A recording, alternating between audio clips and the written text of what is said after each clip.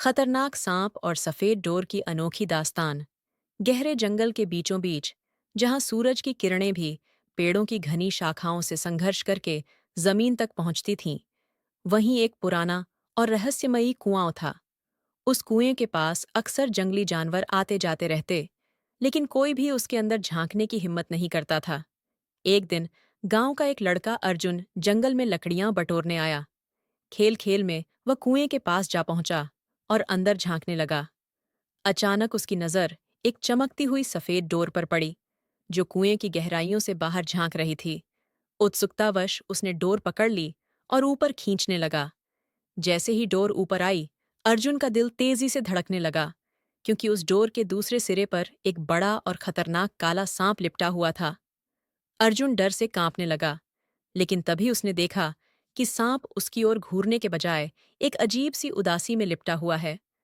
वह सांप कोई हमला नहीं कर रहा था, बल्कि उसकी आंखों में करुणा झलक रही थी। अर्जुन ने हिम्मत जुटाकर सांप से पूछा, तुम इस सफेद डोर से क्यों बंधे हो? सांप ने एक गहरी सांस ली और धीरे धीरे बोला, मैं इस डोर का कैदी हूं। ये कोई साधारण डोर नहीं, बल्कि एक शापित धागा है। जो भी इसे पकड़ता है, वह मेरी तरह कैद हो जाता है।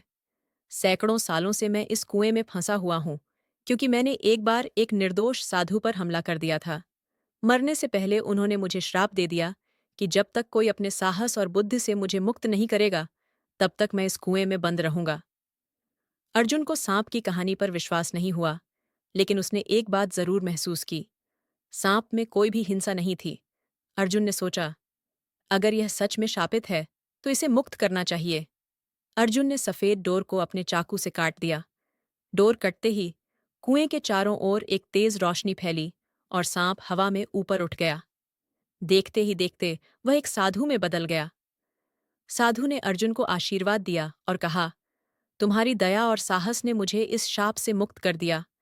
अब तुम्हारी बुद्धिमानी तुम्हें हर संकट से बचाएगी। इतना कहकर साधु प्रकाश में विलीन हो गए। अर्जुन यह सब देखकर हैरान था, लेकिन उसके मन में एक नई सीख थी। हर भयावह चीज के पीछे एक अनकही सच्चाई होती है, जिसे समझने के लिए केवल आंखें नहीं, बल्कि दिल भी खोलना पड़ता है। उस दिन के बाद अर्जुन का जीवन पूरी तरह बदल गया। वह निडर और बुद्धिमान बन गया, और उसकी यह अनोखी कहानी पीढ़ी दर पीढ़ी गांव में सुनाई जाने लगी।